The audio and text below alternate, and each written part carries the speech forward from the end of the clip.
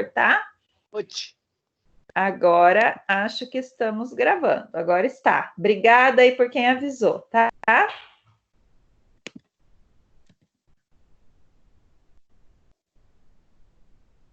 Isso, agora está gravando. Vamos lá. Vamos iniciar então, pessoal. Na aula passada, então, nós falamos sobre... Ai, meu Deus, agora não sai da minha tela aqui, mas tudo bem. Nós falamos algumas noções gerais sobre contrato de doação, certo? Hoje nós vamos continuar, vamos avançar neste conteúdo e conforme vocês forem aí acompanhando, peguem o Código Civil, que a gente vai fazer a leitura deles, né? Eu sempre digo a vocês da importância de acompanhar a aula com o Código Civil, porque tudo que vocês forem enfrentar fora da faculdade, dentro dela também, numa prova de OAB, numa prova de concurso, vai exigir de vocês que vocês tenham conhecimento da letra da lei, né? As provas de concurso, elas são feitas em cima da letra da lei. Por isso, eu enfatizo tanto esse conhecimento de vocês, tá? Tem que ficar familiarizado, assim, no ouvido de vocês, os artigos do Código Civil. Então, eu enfatizo bastante para a gente poder lembrar, né? Para isso ajudar na memorização de vocês. Peguem lá, então, Código Civil, caderno e vamos começar, tá? Hoje, então, nossa aula número 4, né? Do segundo bimestre. Esse slide aqui eu já tinha apresentado para vocês no nosso encontro passado, né? Ele... Mudou alguma coisa no slide aí para vocês? Ficou maior, menor, não?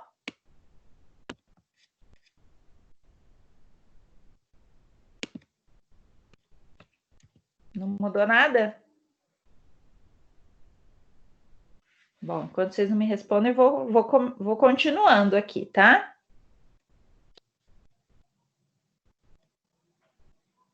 Tá bom? Ótimo, ok. Tá bom. Então, vamos lá. Então, eu estava dizendo que esse slide vocês já viram na aula passada, que traz essa classificação do contrato de doação. Salvo engano, eu não consegui terminar essa explicação aqui para vocês, tá? Se eu tiver terminado, me avisem aqui também, mas até onde eu me lembre, a gente estava bem no início, né? Então, eu vou retomar esses conceitos e vocês me avisem se eu estiver falando repetidamente aqui algo que eu já tinha falado na aula passada, tá? Primeira coisa que eu gostaria que vocês se recordassem quanto à classificação é essa possibilidade de...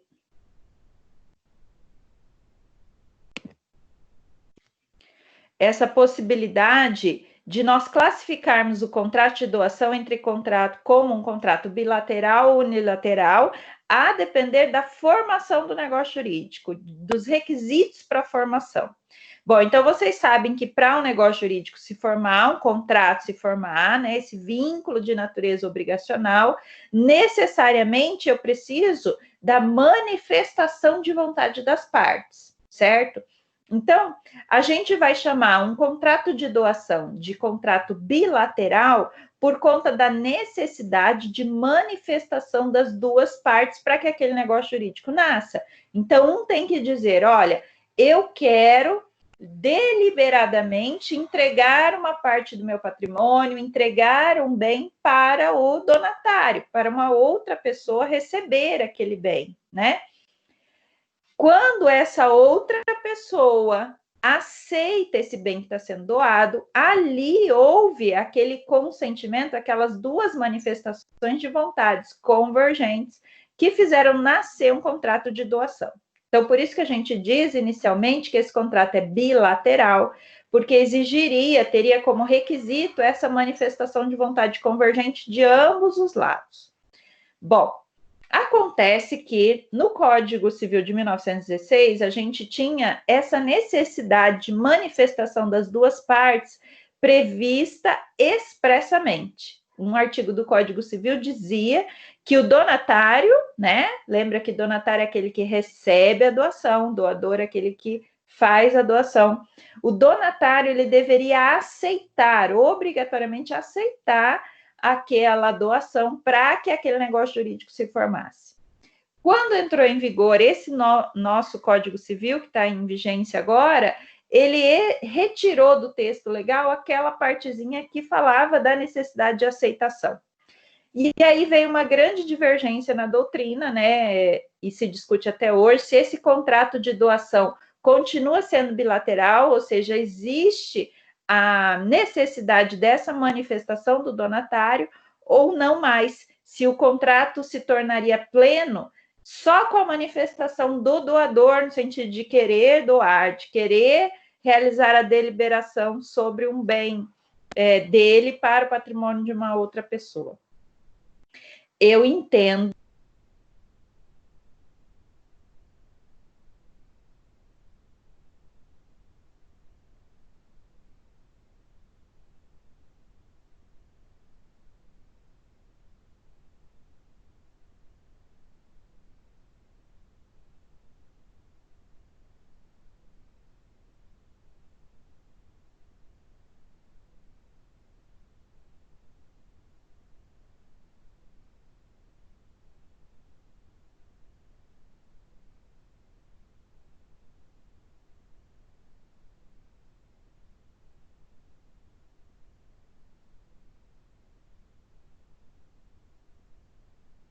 Oi, tá mudo? Tá. Até que parte vocês não. Até que parte vocês ouviram, então?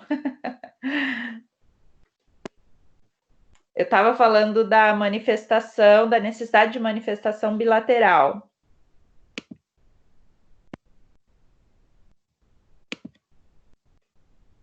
Voltou, né? Já estão me ouvindo.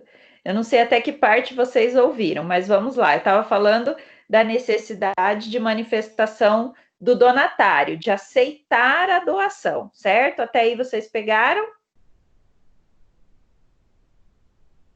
E eu disse que houve uma alteração no Código Civil, o Código de 1916 exigia expressamente essa manifestação. O de 2002 não exige mais, mas mesmo assim eu entendo que continua sendo necessária essa manifestação das partes, tá? Isso, voltou, né? Beleza.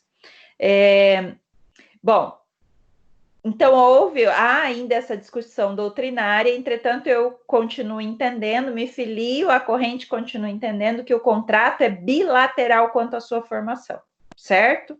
Depois a gente vai entender que esse contrato também pode ser novamente classificado como um contrato unilateral ou bilateral, mas aí não quanto à sua formação, mas quanto às obrigações que as partes assumem neste contrato.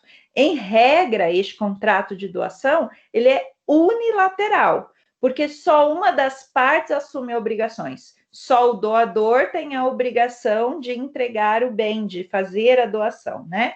Mas, excepcionalmente, a gente pode ter contrato de doação bilateral também, quando ele for oneroso.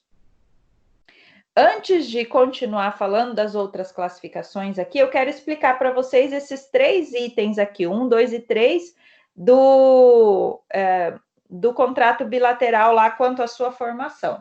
E para isso a gente já vai se apoiar aqui no Código Civil, né? Eu não vou ler novamente o 538, porque eu já li na aula passada, e ele diz mais ou menos assim, um conceito de contrato, trata daquele elemento que é importante, que é a liberalidade, é isso que caracteriza o contrato de doação, quando eu quero, por vontade própria, entregar um bem, algo do meu patrimônio para o patrimônio de uma outra pessoa, né? Por liberalidade, sem pressão, sem necessidade. Faço porque eu quero, né? O 539 nos diz assim: o doador pode fixar prazo ao donatário para declarar se aceita ou não a liberalidade, desde que o donatário, ciente do prazo, não faça dentro dele a declaração, entender-se-á que aceitou. Por que eu comecei a tratar disso aqui com vocês, né? Porque a gente pode ter essa manifestação desse donatário de maneira presumida, de maneira tácita, né? Então, por exemplo, no 539, a gente tem uma possibilidade de entendimento do silêncio da parte como um aceite dessa proposta de doação, tá? 539, então, a parte final, vou repetir. Desde que o donatário, ciente do prazo, sabendo que há um prazo para que ele se manifeste quanto à doação que foi feita para ele, né? Não venha a fazer, ele não faça essa manifestação dentro daquele prazo, a declaração entender-se-á que aceitou, se a doação não for sujeita a encargo. Então, sempre que a doação for pura, né? Lembra que a gente estudou no contrato de compra e venda? Uma das possibilidades era o contrato de compra e venda puro. Um dos artigos falava disso, lembra? E essa compra e venda pura é a mesma que essa doação pura. É a que não está sujeita a um encargo, tá? Se ela não está sujeita a um encargo, a gente chama ela de doação pura, ou contrato de compra e venda puro. Se ela for pura, aí, e só neste caso, a gente tem essa possibilidade dessa aceitação presumida, quando o donatário recebe uma notificação lá com prazo para se manifestar, mas ele não se manifesta. O silêncio dele vai implicar na aceitação presumida do contrato de doação, certo? A regra é que ele deve aceitar. A regra é ele deve aceitar ou manifestar esse aceite expressamente. Mas a gente tem a exceção, quando a aceitação vai ser presumida. Neste caso de doação pura, é o número 1 do slide que vocês estão vendo aí, certo? Segunda situação, quando há absolutamente incapaz como donatário. Vamos ver isso aqui lá no 543. Quem tiver com o Código Civil, acompanhe lá. Diz o legislador assim: se o donatário for absolutamente incapaz, dispensa-se a aceitação, desde que se trate de doação pura também, tá? Quando a gente está falando de absolutamente incapaz, então aqui é aquela pessoa que ainda não tem capacidade plena para realizar todos os atos da vida civil, existe uma presunção até para proteção desse menor, né? Então, por isso que o legislador admite essa presunção de aceitação presumida, né? Essa presunção de aceitação sem que ela tenha sido expressa. Então, se o donatário for absolutamente incapaz, e aqui a gente está falando de donatário, aquele que vai receber, né? Não de doador. O donatário dispensa-se a aceitação desde que se trate de doação pura. Se for uma doação com algum tipo de encargo, que daqui a pouco a gente já vai entender o que é isso, mas em linhas bem gerais, é uma doação que traz uma contraprestação para o donatário, ou seja, o donatário vai ter que agir, vai ter que fazer alguma coisa, vai ter que pagar algum valor. Então, ele tem uma contraprestação. Nessa doação com encargo, nunca vai se presumir a aceitação. A presunção é só na doação pura. Qual que é a doação pura? Que eu não tenho contraprestação nenhuma, tá?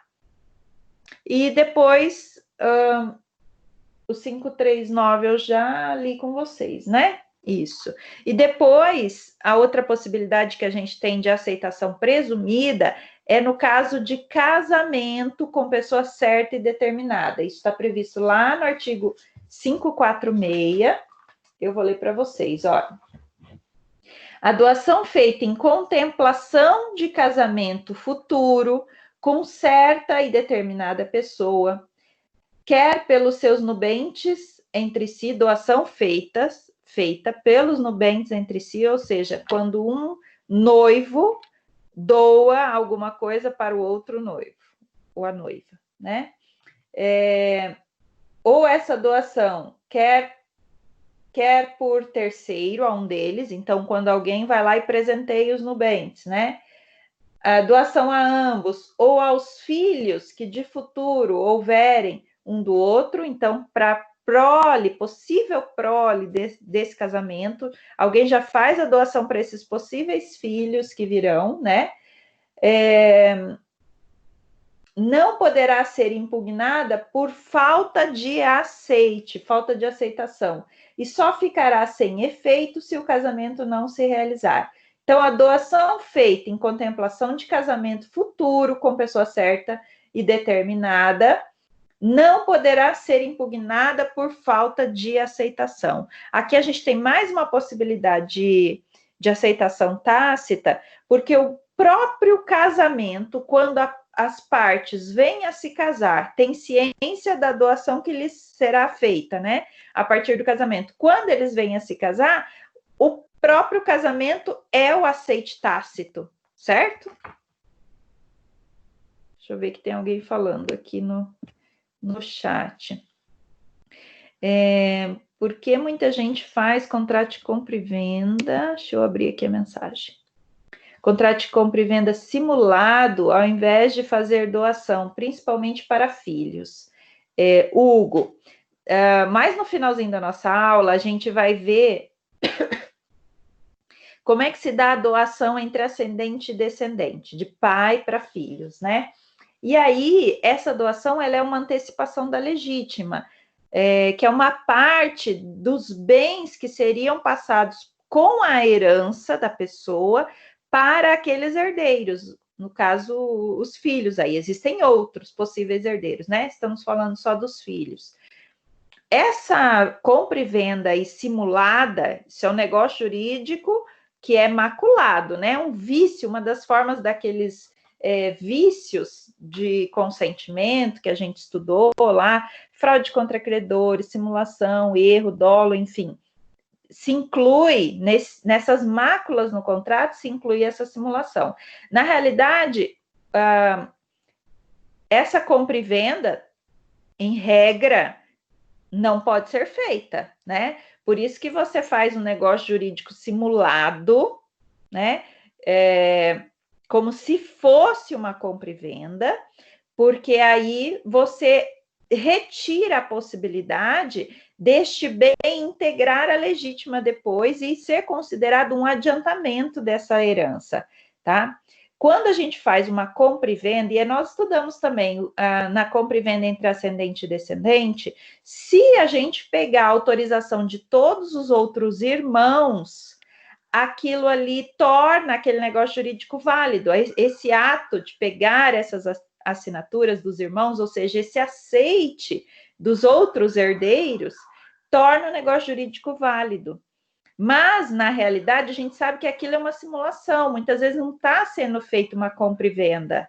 Está sendo feito um documento de compra e venda. Por isso que é uma simulação, né? Mas, na realidade, aquele descendente não está pagando por aquele bem.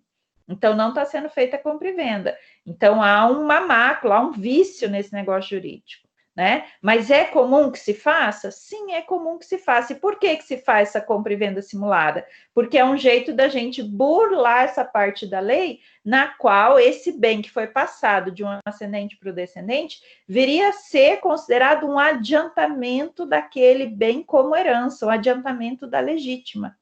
Então, o que acontece quando a gente faz uma compra e venda simulada, assim como se de fato fosse, como se realmente fosse uma compra e venda?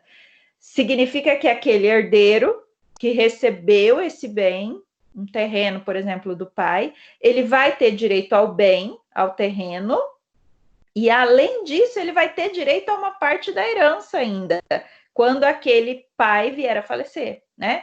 Se fosse feita a doação, como é para ser feita, né? E ela é considerada aí um adiantamento da legítima, um adiantamento da parte dele da herança. Quando o pai vier a falecer, vai ser descontado o valor do terreno que ele recebeu. Então, ele não vai ficar com o terreno mais uma parte da herança. Ele ficaria com o terreno já integralizando o valor da herança. Não sei se eu me fiz clara aqui. Ou seja, ele receberia menos, porque ele já está adiantando da herança, certo? Agora, se ele faz a compra e venda simulada, ele recebe o terreno, mais ainda a parte dele na herança. Então, imagine que ele tenha outros irmãos e cada um vai receber lá 25% da herança. Então, ele vai receber o terreno mais 25%. Entende? Enquanto que, se ele faz a doação, ele ia descontar dos 25% que ele teria para receber, ele ainda iria descontar o valor do terreno que ele já recebeu antecipadamente. Talvez isso seja complicado para vocês, porque para que vocês entendam o direito sucessório, na turma da manhã também eles estavam com várias dúvidas sobre a sucessão, é necessário a gente começar do zero, né? E avançando nos conceitos, e aqui a gente acaba tendo que avançar muito sem explicar as bases, né, desse conhecimento para vocês. Então, talvez fique um pouco difícil de ser entendido, tá? Mas o direito sucessório, ele é bem bacana, né? Bem legal de ser estudado, eu gosto bastante de falar sobre isso. Espero que você tenha entendido, Hugo. Se ficou qualquer dúvida, chama aqui que eu explico com mais calma novamente. Mas mais para frente da matéria aqui, eu vou explicar para vocês essa doação feita de ascendente para descendente. A gente volta a falar sobre isso, tá bom? Ótimo. Bom, então eu estava falando para vocês dessa cláusula aqui do casamento futuro, né? Havendo, então, o casamento, lá previsto no 546, né?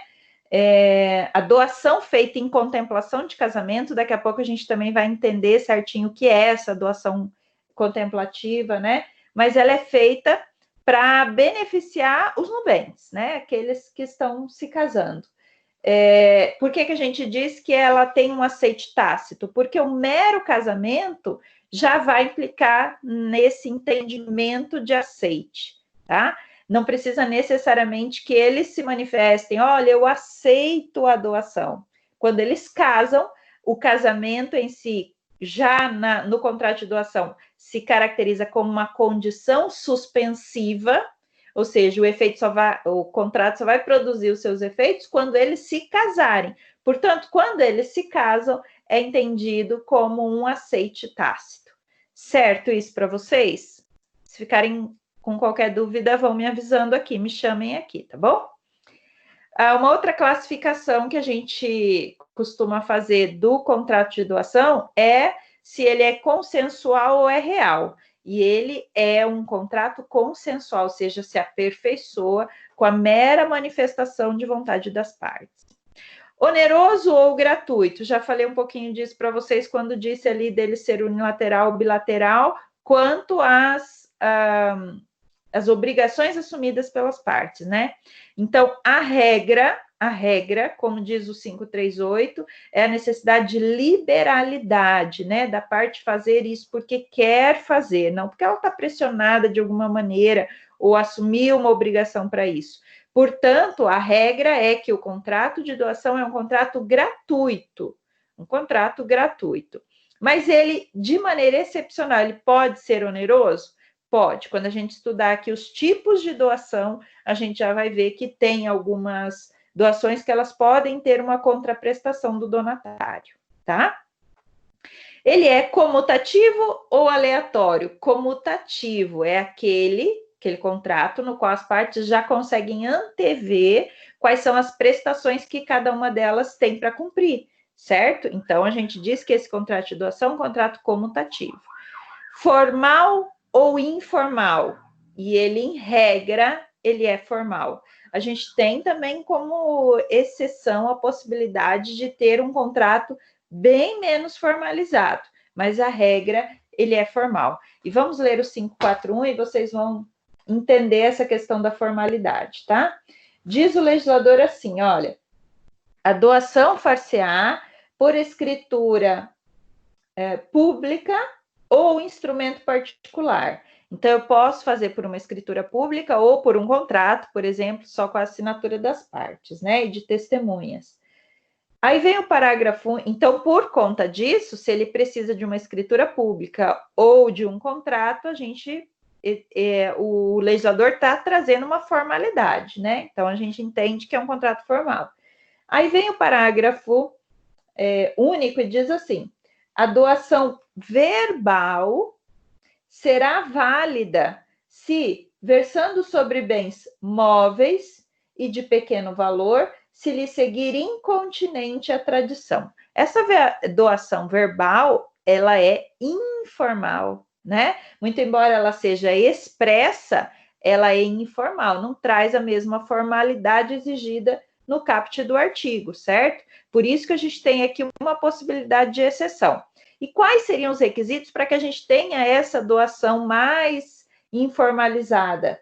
Primeiro, que se trate de bens móveis. Se a gente estiver tratando de bens imóveis, naturalmente a doação vai ter que ser formalizada até pela tradição, né? Vocês lembram que não dá para a gente transmitir a propriedade de um bem sem que a gente faça o registro no cartório competente. Para fazer esse registro, então, se recomenda que essa doação tenha sido formalizada. Então, eu só vou conseguir ter esse contrato de doação menos formal se eu estiver tratando de bem móvel. Segundo requisito, ele tem que ser de pequeno valor. E o terceiro requisito é que incontinente, ou seja, na sequência lá do meu contrato de doação verbal, eu já entregue a coisa, eu faço a entrega a tradição da coisa, tá? Quando a gente fala em bem de pequeno valor, talvez vocês poderiam assim me perguntar, né? Mas o que é um bem de pequeno valor? E existe uma regrinha assim mais aceita pela doutrina, mas não é única nem unânime, tá? Que bem de pequeno valor seria aquele de até 30 salários mínimos, tá? Na doutrina, na jurisprudência, a gente encontra isso também. Mas vocês encontrarão exceções. Se às vezes vocês forem pesquisar a jurisprudência, talvez vocês encontrem aí situações de bem de valor maior do que 30 salários mínimos, mas que o juiz, no caso concreto, entendeu que era um bem de pequeno valor e considerou a validade de uma doação feita de um bem de mais de 30 salários mínimos de maneira verbal. Isso acontece quando quando esse item, né, esse requisito de pequeno valor é apreciado levando em consideração a própria pessoa do doador e a capacidade econômica do doador.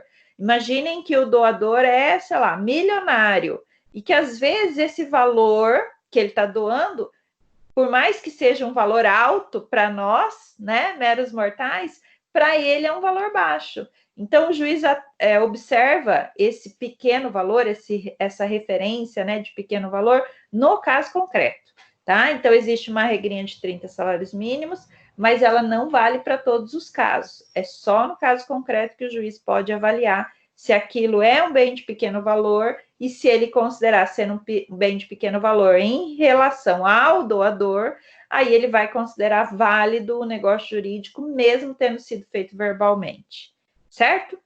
E é também um contrato típico, porque é previsto aqui dentro do ordenamento jurídico, nos artigos que vocês já sabem, 538 a 564, tá bom? Alguma dúvida aí? Vão me avisando, tá? Vocês estão muito quietinhos, todo mundo dormiu, ou tá todo mundo acordado aí? Apareçam aqui, conversem comigo, tá bom? Agora sim, vamos começar então a estudar as espécies de doação. Existem várias. A primeira vocês já sabem qual é. A doação pura, já falei para vocês, né? Pura, ou também chamada de doação simples, ou em alguma doutrina aí, tá por aí, né? Isso aí, apareça. Tem uma parte da doutrina que também chama essa espécie de doação típica, tá? Então, é muito tranquilo, né? Quando essa doação não subordina a eficácia desse documento, desse negócio jurídico, a uma condição, a um termo, a um encargo, a gente tem uma doação pura, certo? Simples assim. Se ela tiver uma condição, tiver um encargo, aí a gente já pode começar a pensar em outro tipo de doação, tá? A pura é, doador, eu entrego isso para você deliberadamente, sem nenhuma contraprestação. Não exijo nada do donatário. Pronto, essa é a doação pura, certo? Muito simples.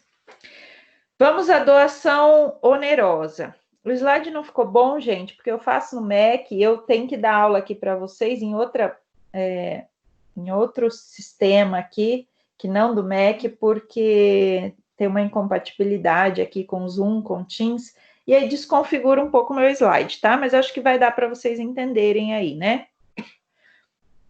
Uma outra espécie de doação, então, diferente da doação pura, é a doação onerosa, ou também chamada de doação modal, ou também chamada de doação com encargo ou doação gravada. Em todas essas, há uma necessidade de uma contraprestação. Quando eu falo contraprestação, não estou falando que o donatário tem, às vezes, que devolver ou retribuir algo em dinheiro, tá? Mas ele assume também uma parte naquele contrato, ele assume uma parte de um agir, de um fazer, enfim, ele tem uma contraprestação, não necessariamente de entrega de dinheiro, tá?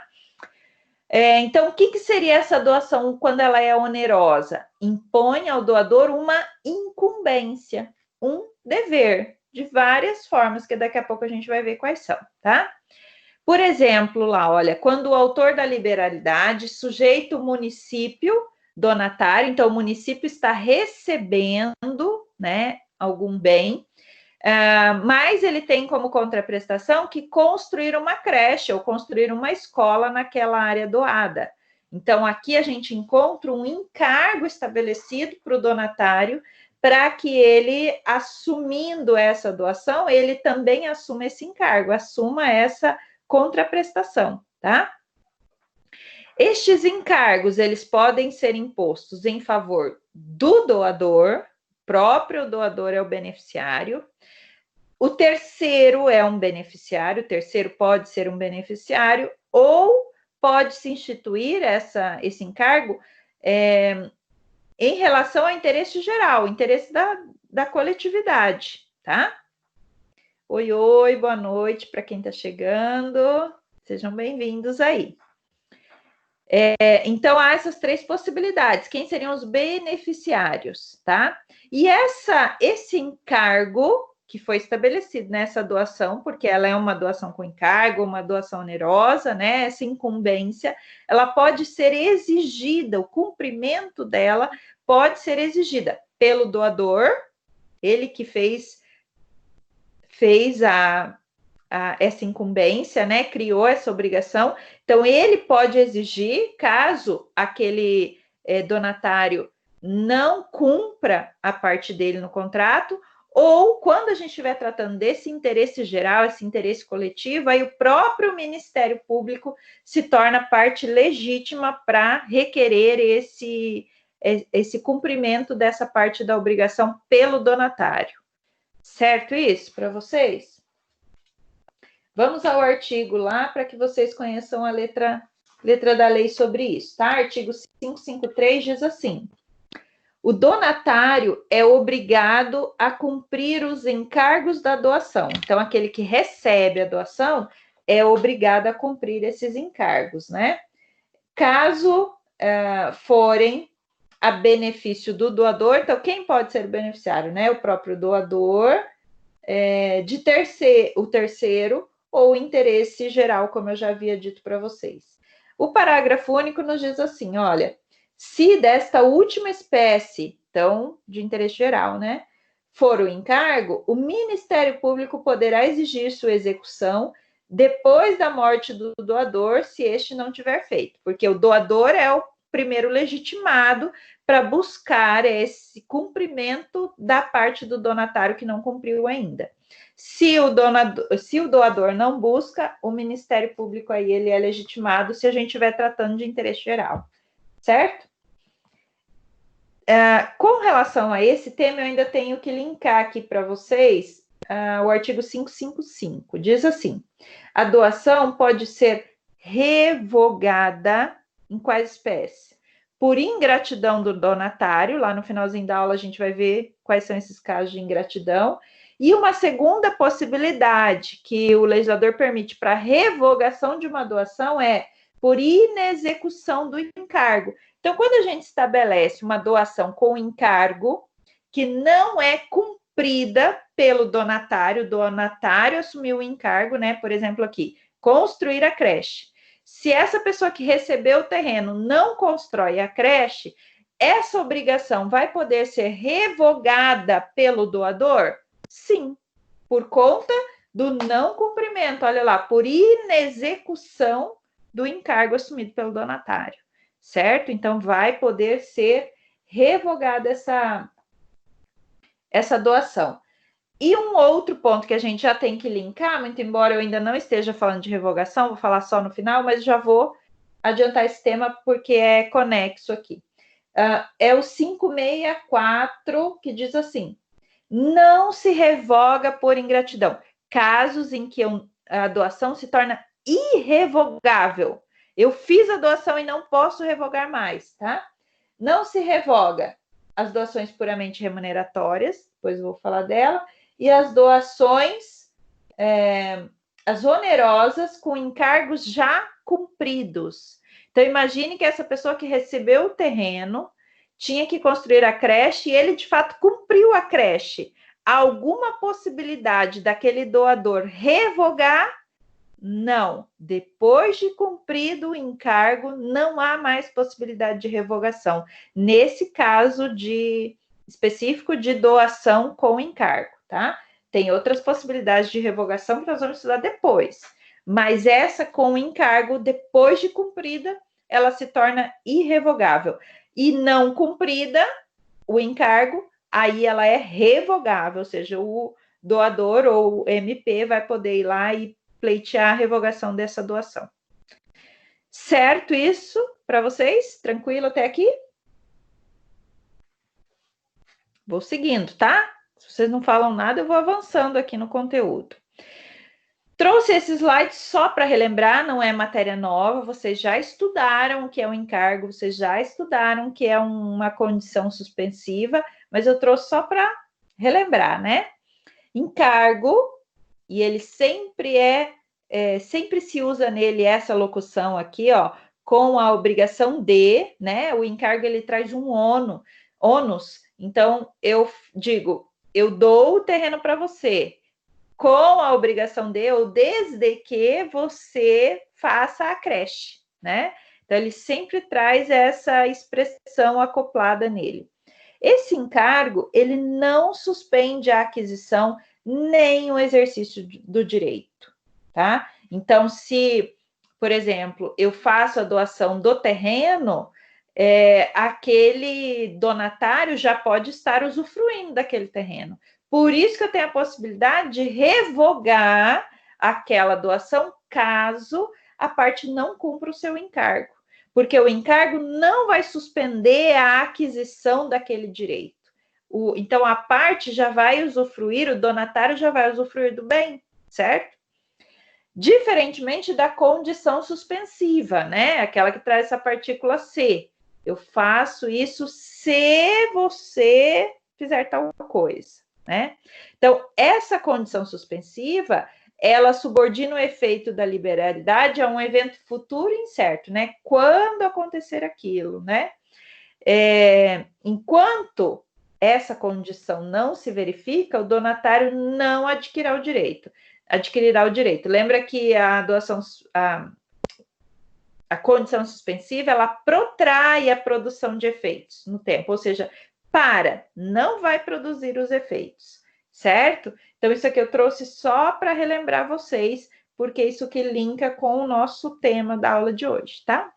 Se vocês tiverem qualquer dúvida nesse ponto que eu falei aqui, que eu estou relembrando, pode perguntar, tá bom?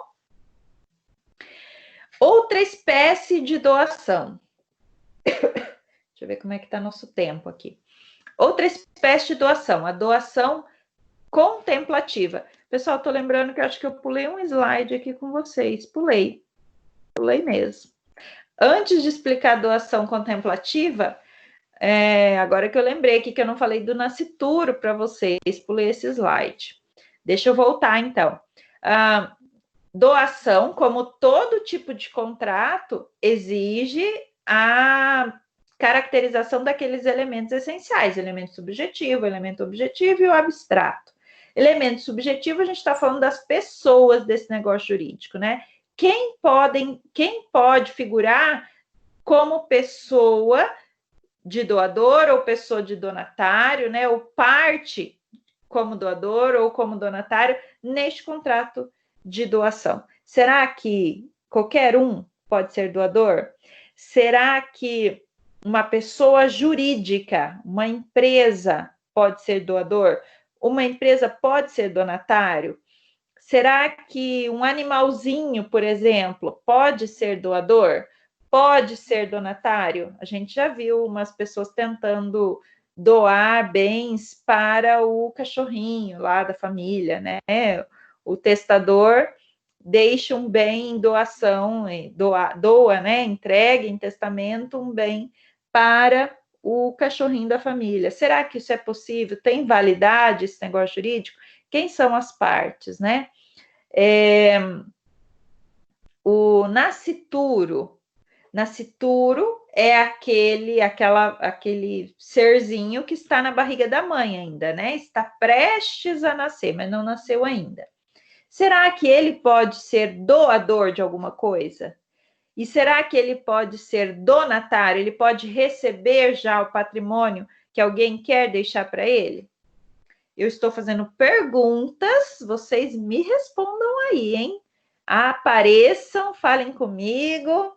Quero a participação de vocês. Enquanto isso, se quiserem ler os artigos do Código Civil, que já vão dando uma ajuda aí para vocês, né? Não responde tudo, mas já responde muito. Cadê vocês? Estão aí? Estão acordados?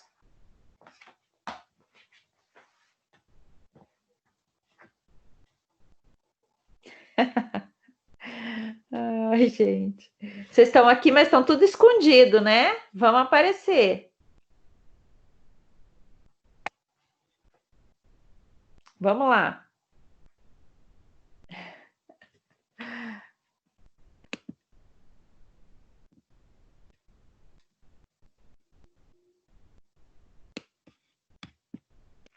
Vamos lá, vocês não querem falar, né? Tudo bem.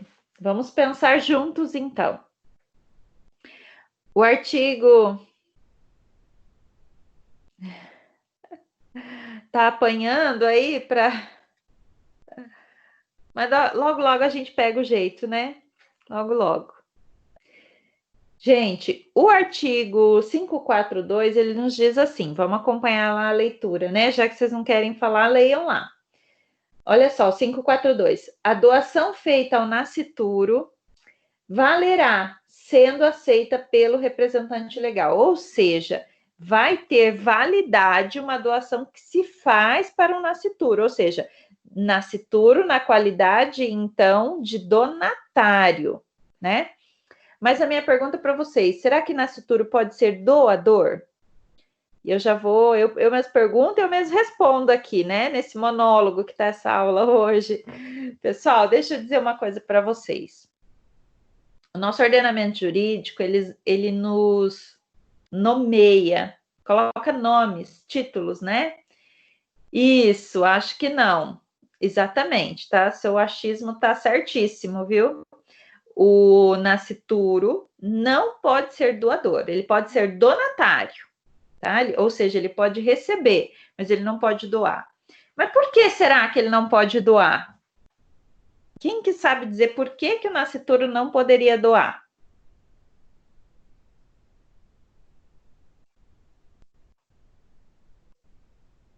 Vamos, chuta aí, povo.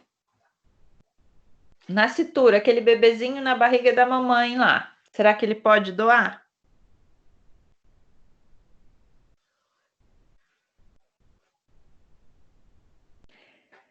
Porque ainda não nasceu. E por que será que alguém que não nasceu não pode doar? Tá certo, porque ainda não nasceu. Pois quem. Deixa eu ver aqui, deixa eu fechar, senão não vejo. Pois quem doaria seria o representante. Não tem como expressar vontade. Na realidade, ele não pode doar porque ele ainda não é pessoa. Não sendo pessoa, ele ainda não é sujeito de direitos, né? Vocês lembram que o artigo 2º do Código Civil, ele diz que a pessoa, o ser humano, né? Quando nasce com vida, respirou, nasceu com vida, adquire personalidade, passa a ser chamado de pessoa. Para o ordenamento jurídico, aquele embriãozinho, enquanto ele está no útero materno, ele não é chamado de pessoa ainda, ele é chamado de nascituro, né? O Código Civil traz essa expressão. Só depois que ele nasce que ele terá personalidade, exatamente isso, né? Para o Código Civil, aquele embriãozinho ainda não é pessoa, não tem personalidade e não é ainda sujeito de direito. Muito embora o artigo 2º nos diga que ele resguarda os direitos do nascituro. Resguarda os direitos do nascituro, mas não o equipara ainda, não o considera ainda pessoa, tá? Por conta disso, né, esse embrião, esse nascituro, ele tem só alguns direitos, mas não todos os mesmos, iguais a nós, pessoas nascidas com vida, tá? Antes ainda da gente ser chamado pelo ordenamento jurídico de nascituro, a gente ainda pode receber uma outra nomenclatura, que é de prole eventual. O que é prole eventual? É aquele que não foi concebido, que não é nascido ainda, né? Que pode vir a ser concebido. Lembra que a gente falou lá da possibilidade de doação em contemplação de casamento? Lá eu posso fazer uma doação em contemplação do casamento para a prole eventual daquele casal, ou seja, aqueles filhos que ainda não foram nem concebidos, estão longe de ser ainda, mas o ordenamento já os garante, né? Já traz alguns direitos. E como ele nomeia essa pessoa que não é nem concebida ainda, prole eventual, tá? Então, enquanto ele estiver dentro da barriga da mãe, ele não possui personalidade? Exatamente, não possui personalidade. Personalidade ele só adquire a partir do nascimento com vida. Respirou, disse que nasceu com vida, ali ele adquire personalidade e o título de pessoa. Para o ordenamento jurídico, nós só somos pessoa, né, tecnicamente falando, a partir do nascimento com vida. Antes disso, a gente não recebe o nome de pessoa, tá? Muito embora existencialmente a gente se chame de pessoa, né? Olha a pessoinha ali na barriguinha da mamãe, né? Mas juridicamente, pessoa é aquele nascido com vida. Antes disso, ele é nascituro, ele é embrião ou ele é prole eventual, certo? Esses são os nomes técnicos que nós podemos receber, tá? Então, nascituro pode ser donatário, pode receber, mas não pode doar ainda. E o menor incapaz, né? Menor incapaz pode ser doador e pode ser donatário. É isso que diz o 543 que a gente já leu, né? Se o donatário for absolutamente incapaz, dispensa-se a aceitação desde que se trate de doação pura. Então, o incapaz, ele pode ser donatário, e ele já pode também ser doador. E aí, no caso, ele faz essa doação por representação, né? É o Instituto do Código Civil para que aqueles que ainda não têm plena capacidade realizem os atos da vida civil, entre elas um contrato de doação, tá? É claro que essa doação de um menor, ela pode passar por um crivo judicial, a depender da situação, né? Porque existe uma proteção desse menor. Por isso até que o legislador diz assim, ó, se o donatário for absolutamente incapaz, dispensa-se a aceitação, há uma presunção aí de benefício, de proteção do incapaz, né? Desde que essa doação seja pura, ou seja, que não traga para aquele menor nenhum encargo, né? Aí, neste caso, se trouxer um encargo, seus representantes devem obrigatoriamente fazer o aceite dessa doação. Certo? 554, será que eu li? Acho que ainda não, né? Para vocês. Diz assim, ó.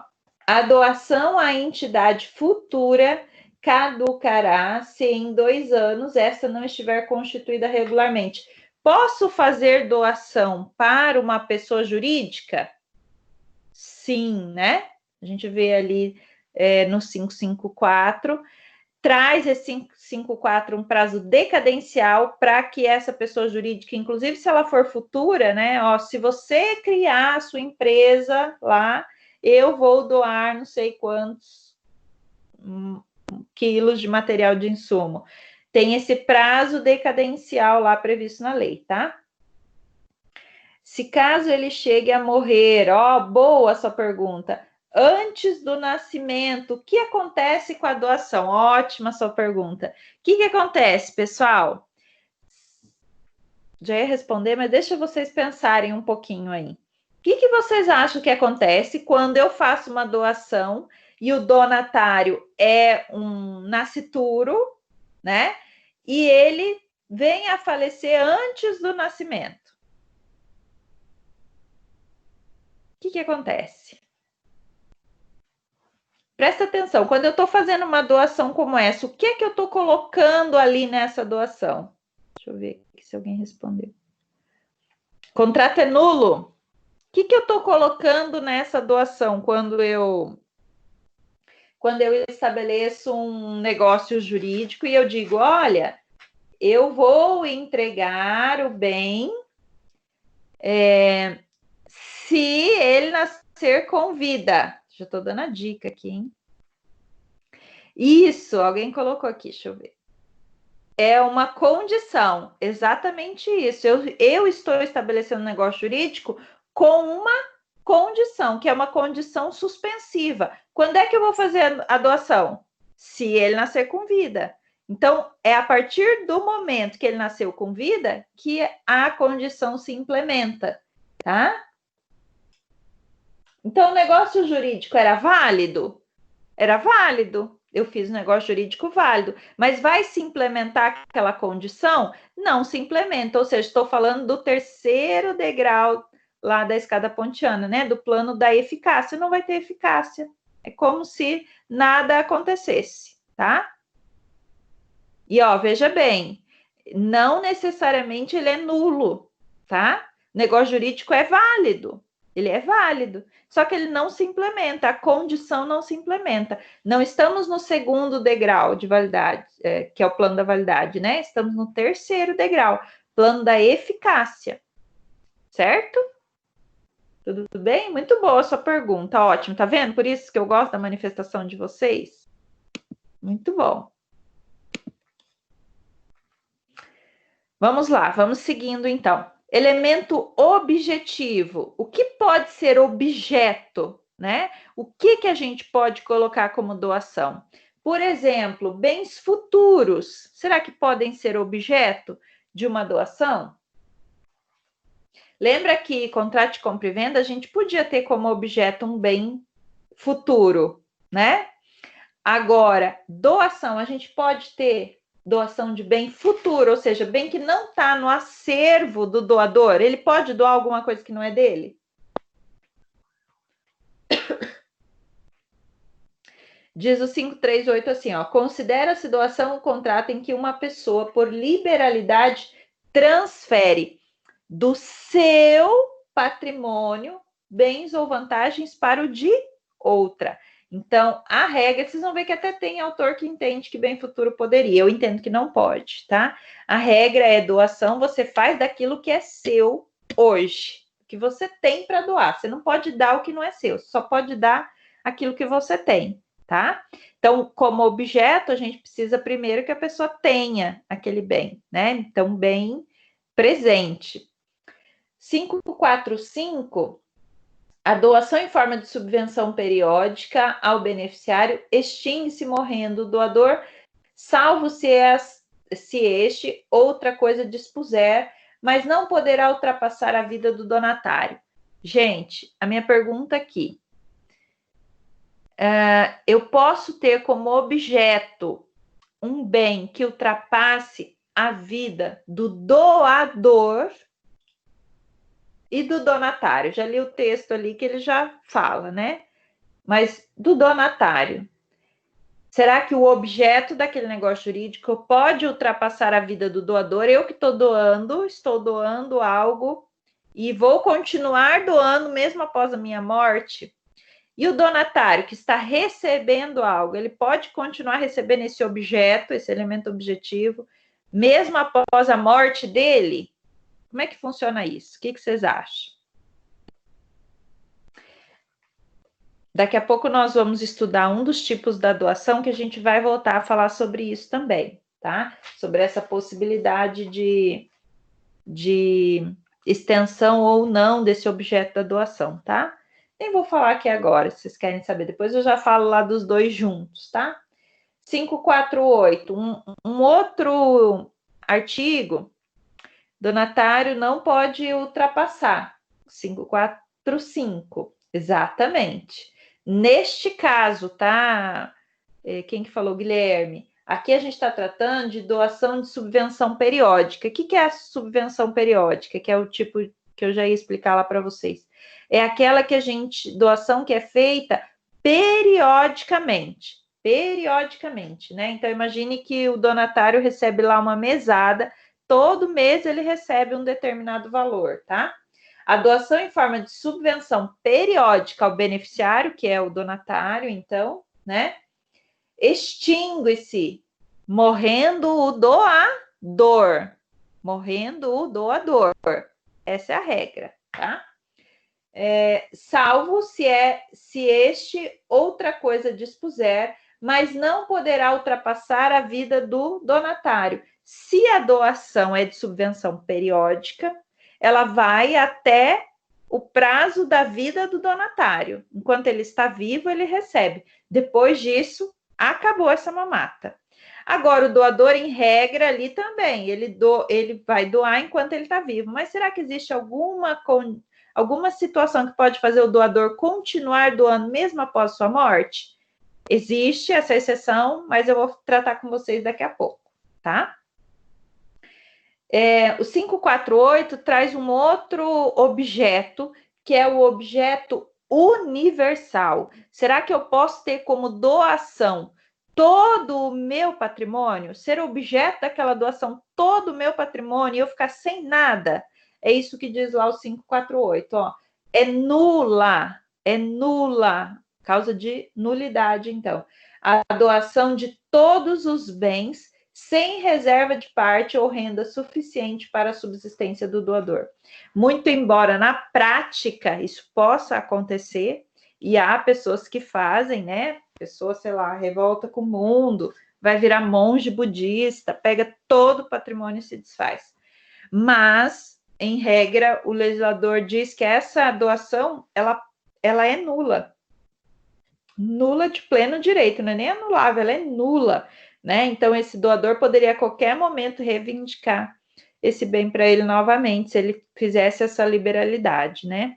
Então, é nula. Por quê? Porque o legislador quer a proteção do patrimônio da pessoa para garantir um mínimo existencial, né? Então, eu não posso me desfazer de tudo e ficar na extrema pobreza, tá? Muito embora na prática isso possa acontecer, mas o legislador traz uma proteção para essa pessoa que faz essa doação e possa depois ficar desguarnecido, tá?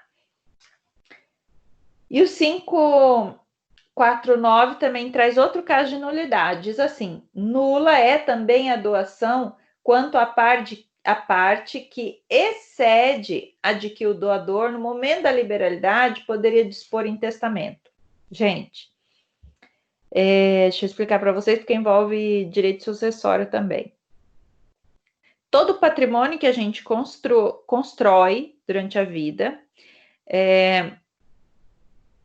50% do patrimônio que eu construo, 50% obrigatoriamente eu tenho que deixar para os meus herdeiros, tá? Meus herdeiros necessários. Então, se eu tenho filhos, se eu tenho pai, mãe, eu tenho que deixar 50% para ele. O restante, os outros 50%, se eu tenho marido, também é meu herdeiro.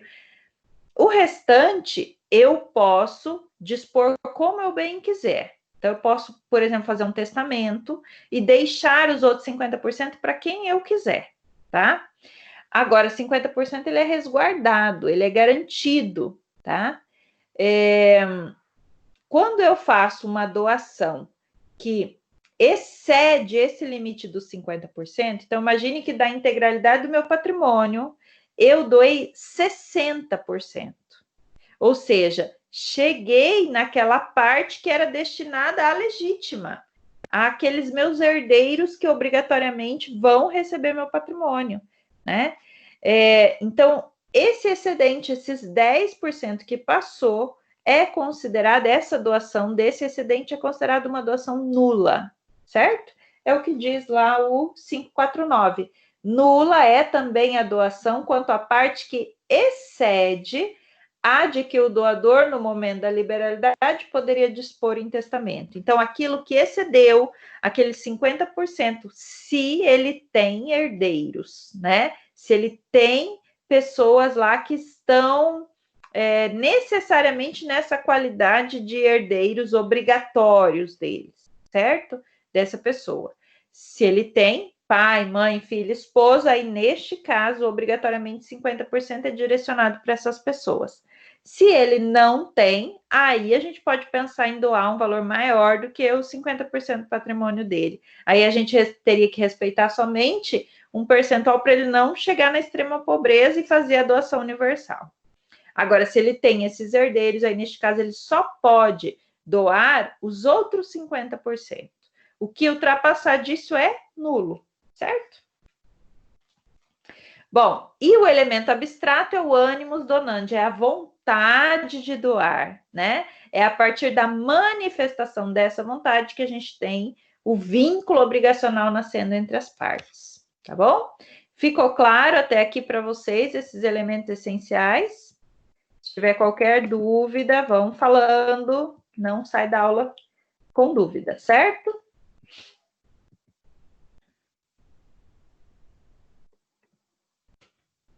Ótimo. Acho que eu estava aqui, né, explicando as espécies de doação, doação contemplativa. Acho que eu parei nessa. Doação contemplativa, deixa eu ver. Isso, tinha explicado o encargo, né? O que é uma doação contemplativa, né? Eu deixo claro, eu deixo expresso nessa doação que eu estou fazendo ela por conta de um motivo de mérito da pessoa donatária, tá? Então, olha o que eu coloquei lá. Doação realizada com a expressa menção ao motivo meritório para a liberalidade do doador ao donatário. Por exemplo, meu filho estudou bastante para a prova, tirou a nota máxima e, portanto, eu quero dar a ele um tênis novo, né? Eu estou fazendo uma doação em contemplação do mérito do estudo que ele teve, da nota que ele teve na prova. Um profissional renomado, né? Um médico que é muito bom cirurgião, fez uma cirurgia em mim e eu fiquei muito grata e vou lá e faço uma doação por conta da expertise dele, do quanto ele foi atencioso comigo, enfim, a enfermeira lá que me ajudou no pós-cirúrgico, vou lá e faço uma doação para ela. Doação em contemplação do mérito que a pessoa tem com você. Um amigo virtuoso, um cientista consagrado, são exemplos de possíveis doações contemplativas, né? Dentro dessa doação contemplativa, que a gente, inclusive, acho que já leu, né, o artigo 540, diz assim, ó, a doação feita em contemplação do merecimento, é essa doação contemplativa, né, do donatário, não perde caráter de liberalidade, muito embora eu esteja fazendo uma doação em contemplação de um mérito da pessoa, e essa doação não perde esse caráter de liberalidade que é necessária para a doação existir, né? Porque se for uma contraprestação remuneratória, eu estou pagando o médico porque ele fez a cirurgia, estou pagando os honorários dele, aí isso já não é doação, né? Não é contemplativo, muito embora seja contemplativo, não é liberal, de liberalidade da pessoa. está fazendo porque ele tinha que pagar, isso é uma obrigação, né? Agora, quando ele faz por pura liberalidade, ele está fazendo porque ele quer fazer, ele não era obrigado a fazer, ele faz porque ele quer, aí é doação contemplativa, tá? Dentro da doação contemplativa, existe uma outra doação, que é a chamada doação propter nuptias, que é essa que se faz para contemplar casamento, que a gente já leu, tá? Contemplar o casamento de uma pessoa certa. Então, exige-se núpcias do donatário com uma pessoa determinada, uma pessoa que eu já sei quem é, né? E dispensa essa aceitação expressa, foi o que a gente falou lá na aceitação tácita. Esqueci de trazer minha água aqui, a garganta tá seca. Não é Covid, viu, pessoal? É garganta seca mesmo. Então, na doação propter nuptias, né, ela se dá em contemplação. Então, em contemplação do casamento. Então, se diz que a propter nuptias é uma espécie da doação contemplativa, tá? Quais são as possíveis condições? A gente já falou sobre isso, né? Vou só enfatizar. As possíveis condições que se estabelecem na propter nuptias. A condição do próprio casamento, estou fazendo em contemplação de um casamento, então a condição é o próprio casamento, eu quero que eles casem, eles vão ter o bem se casarem. Ou a outra possibilidade é daquela prole eventual que eu falei para vocês, né? Faço a doação para contemplar os filhos daquele casal, né? Então, a prole eventual, ou seja, aqueles possíveis filhos que virão daquele casamento. Então, a condição que eu estabeleço aqui é o nascimento desses filhos, tá? É o nascimento desses filhos. Agora, uma pergunta para vocês. Se a condição, essas que nós estabelecemos aqui, casar ou nascerem os filhos, se essas condições não se implementam, se elas não vêm a acontecer, o que é que acontece? Qual o efeito jurídico dessa não implementação dessa condição? Eu já pergunto e eu mesmo já respondo, né? Porque vocês não me respondem. Os nubentes deverão devolver a coisa. Então, se eu faço uma doação em contemplação de casamento e já entrego antecipadamente o bem, e isso acontece com os presentes de casamento, eles são entendidos como doação em contemplação de casamento, tá? Ou seja, por que eu estou entregando um presente para você? Porque eu estou contemplando o seu casamento, é por conta do seu casamento.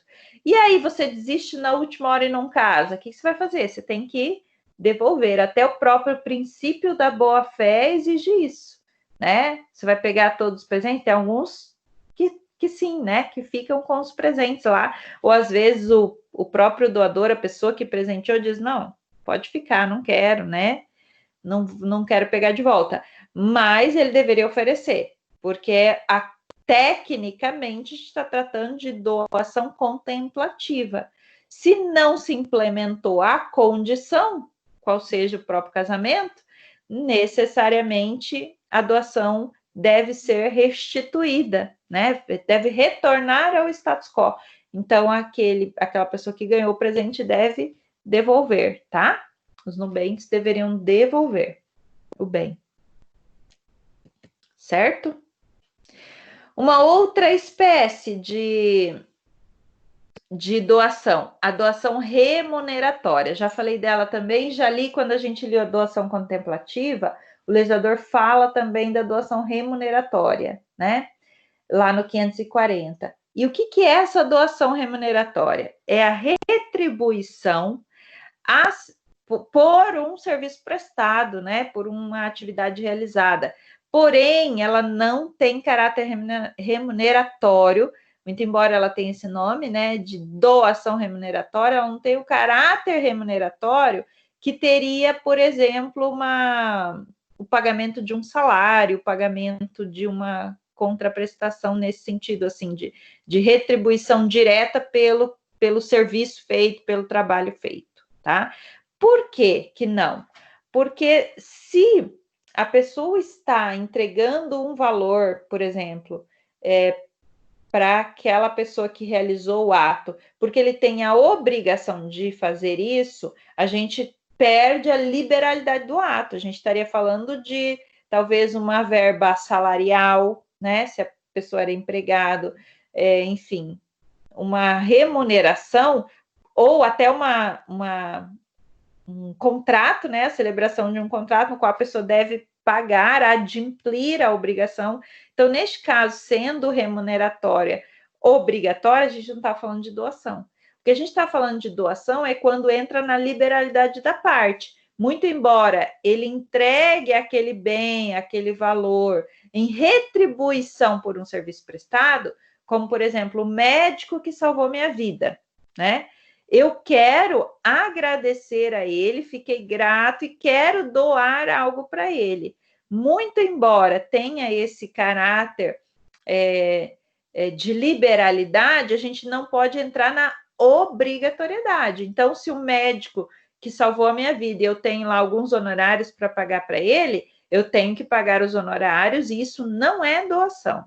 Agora, além desses honorários que eu tenho que pagar, eu quis remunerá-lo com uma doação de um bem, de um valor que ultrapassa essa necessidade que eu tinha, aí sim a gente passa a falar dessa espécie de doação, doação remuneratória, tá? Então, é retribuição a algo que ele recebeu, mas ela sai fora desse limite da obrigatoriedade, tá? Por exemplo, então, paciente que retribui um serviço prestado pelo seu médico, mas quando a ação de cobrança já estava prescrita. Vocês também já estudaram que é a prescrição e o efeito que ela causa no negócio jurídico e entra na relação jurídica, no vínculo obrigacional e entre as partes. Quando a obrigação está prescrita, a gente tem o que a doutrina chama de uma obrigação natural. É uma obrigação que não é mais possível de ser, como é que a gente fala? Possível de ser exigida, né? Eu não posso ir até o juiz, o Estado, o juiz, e dizer, juiz, cobre dessa pessoa porque voluntariamente ele não quer me pagar, né? Execute esse contrato porque ele não quer me pagar. Eu não posso mais fazer isso porque a obrigação está prescrita. Muito embora aquele devedor, de fato, ainda continue me devendo, o vínculo obrigacional, a fita que liga eles, continue existindo, muito embora exista esse vínculo obrigacional, ele não é mais exigível, porque a obrigação está prescrita.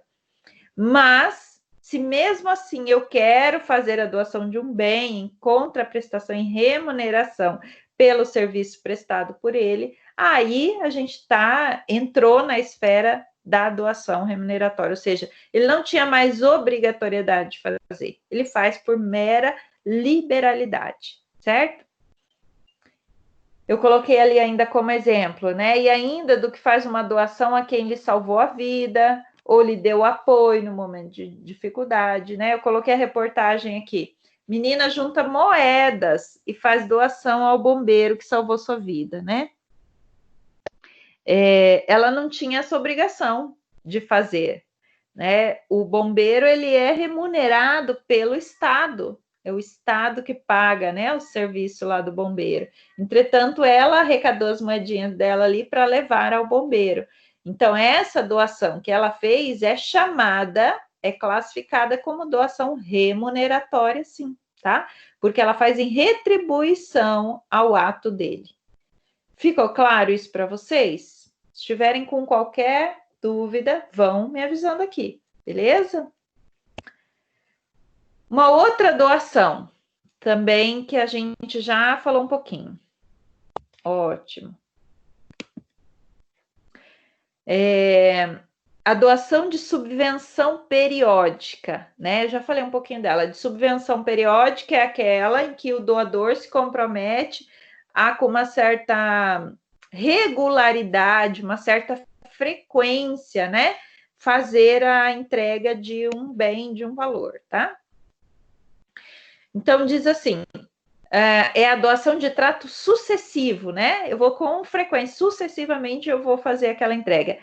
Em vez de entregar ao donatário um objeto, o doador assume a obrigação de ajudá-lo mediante auxílio pecuniário sob a forma de rendas, de dividendos ou de alimentos, periodicamente. O que caracteriza essa doação de subvenção periódica é a periodicidade. Então, eu digo assim, todo mês, todo início de mês, todo final de mês, eu vou te entregar um determinado valor, né?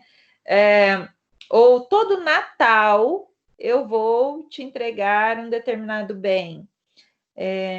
Enfim, eu estabeleço uma periodicidade, né? De 3 em 3 meses, né? E para fazer essa doação. Aí, neste caso, a gente tem essa classificação aqui de espécie de doação de subvenção periódica, tá? E eu coloquei ali uma observação, que era também um elemento que a gente já comentou antes, né? Não poderá ultrapassar a vida do donatário. Então, o donatário, a pessoa que recebe, ele vai receber essa subvenção periódica pode ser até o final da vida dele. Eu, doadora, posso estabelecer, olha, essa doação que eu vou fazer para você, eu vou fazer por 10 anos. Mas eu também posso estabelecer, vou fazer enquanto você viver. Então, vai até o limite da vida do donatário. E os herdeiros só são obrigados dentro das forças da herança. Significa dizer que se o doador estabelecer uma doação que se estenda para além da vida dele, os herdeiros dele só serão obrigados dentro das forças da herança, dentro do limite de forças que a herança tem. Ou seja, quem paga, se o doador estabelece uma doação para além da vida dele, é possível? É possível. Só que quem paga essa doação é o próprio patrimônio do doador e não os seus herdeiros. Entendem isso? Agora, vamos imaginar que esse doador, ele queira fazer uma doação de subvenção periódica, né? Durante toda a vida do donatário e para além da vida dele. Só que ele não tem patrimônio. Ele morre e não deixa patrimônio. Será que os seus herdeiros vão ser obrigados a arcar com aquele custo que era uma manifestação de vontade do doador? Me digam. Será que os herdeiros são obrigados a manter isso? Manter a obrigação?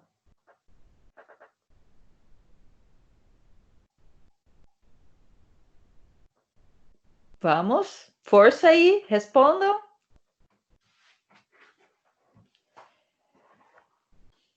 Pessoal, lembra que a gente viu a fita que une as partes no negócio jurídico, né? Numa relação obrigacional.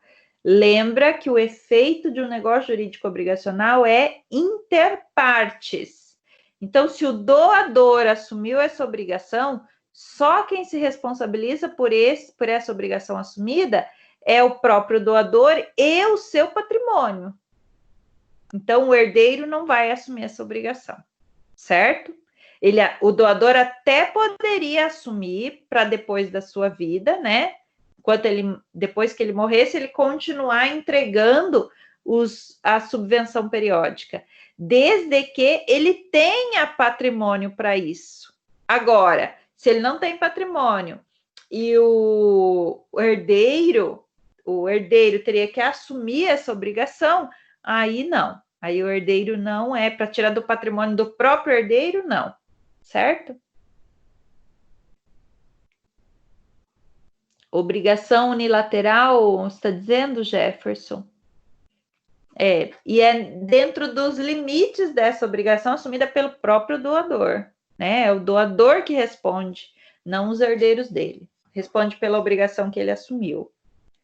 Certo, pessoal? Doação conjuntiva. Eu vou explicar até conjuntiva e depois nós paramos aqui e eu continuo na próxima aula, tá?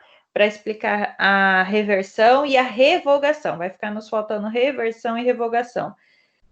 Pessoal, bem legal também essa doação conjuntiva. O que é a doação conjuntiva? Olhem lá o que está no slide de vocês. Diz assim, é a doação feita para vários donatários, né? Doação feita a vários donatários, ou seja, várias pessoas recebem um bem, ou vários, ou um valor, enfim, como donatárias ao mesmo tempo. Então, o doador diz, eu dou para essas duas pessoas, para esses dois vizinhos, para esses dois filhos, para esses dois cônjuges, marido e mulher, tá? A doação, então, é feita para dois, estou falando dois, mas pode ser mais, né? Dois ou mais donatários.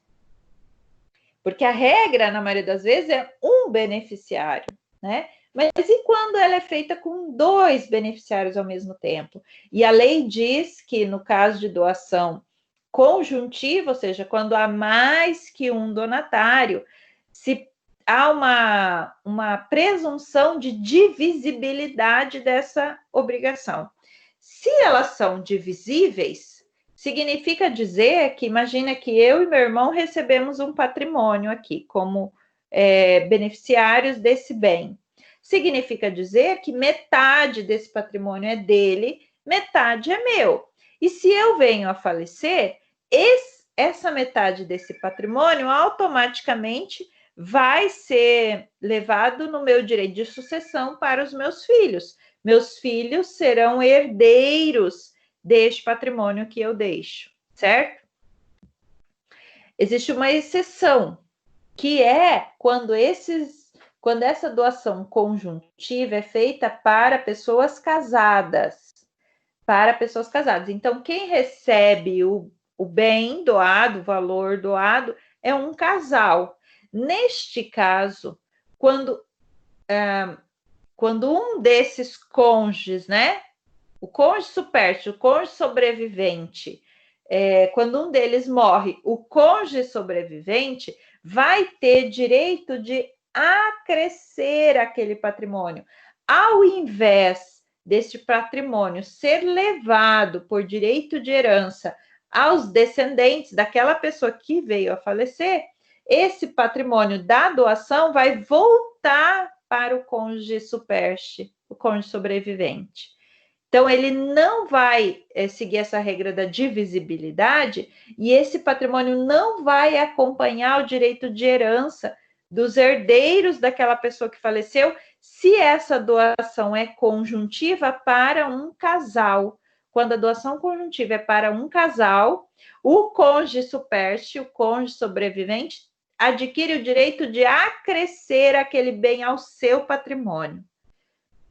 Entenderam isso? Ou ficou complicado para vocês? Me digam se vocês entenderam essa situação.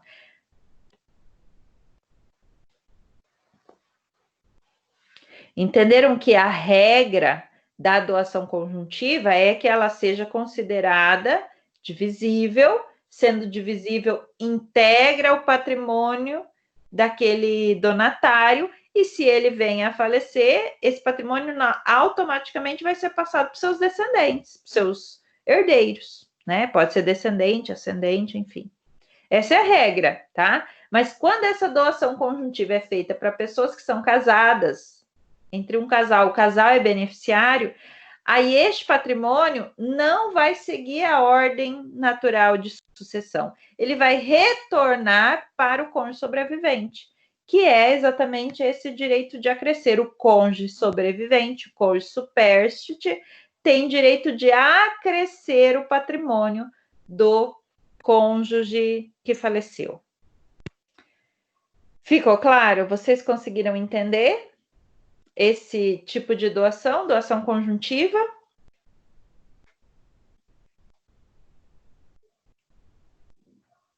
Sim? Ótimo, beleza. Pessoal, já está dando o nosso horário aqui de aula. Eu vou, então, para não passar com muita pressa isso aqui, né? A gente tem ainda que falar sobre vício redibitório, evicção e revogação da doação, né? São pontos importantes. A gente vai conversar então na próxima aula, tá? Eu quero já agradecer muito a presença de vocês, muito embora vocês tenham ficado aí muito quietinhos, né? Mas foi bom saber que vocês estão aí, que estão acompanhando, que a gente tem mais tempo agora para conversar, né? Eu estou gostando dessa plataforma, depois vocês me digam se vocês estão gostando também. E espero encontrá-los todos no nossa próxima segunda-feira, nossa próxima aula, tá bom? E aí eu quero vê-los e ouvi-los, certo? Eu vou começar a dar falta para vocês. Mentira, tá? Vou não. Mas eu vou começar a dar falta para quem não diz um oi e não aparece aqui, certo? Não, Jefferson, os slides não estão no Drive. Agora a gente volta para a mesma sistemática de aulas como se fossem aulas presenciais, né? Eu não mando slides para vocês, tá? Aqui vocês podem voltar. O que está vai ficar na plataforma aqui para vocês é a aula gravada com os slides aqui. Então, se vocês quiserem voltar, assistir, escrever, ler, tá à vontade. Mas eu não envio os slides então para vocês, tá bom? Vai ficar só aqui, disponível aqui na plataforma que vocês têm para reassistir a aula, né? Que já é bem bacana, né? Que na aula presencial você não pode assistir de novo, né? Então aqui você tem essa possibilidade de rever, anotar com calma. Às vezes é bacana que você pode só assistir a aula aqui ao vivo, ouvindo, depois você volta e aí faz todas as anotações no caderno, né? Para quem gosta de fazer essas anotações. Tá bom? Pessoal, um grande abraço então para vocês. Fiquem todos com Deus, com muita saúde. E nós nos vemos então na segunda-feira que vem, tá bom? Uma boa semana de estudo para vocês. Qualquer dúvida, estou à disposição. Qualquer dúvida com relação ao trabalho, pode entrar em contato comigo, tá bom? Eu fico aguardando todos vocês, tá? Um abraço e até a próxima, então.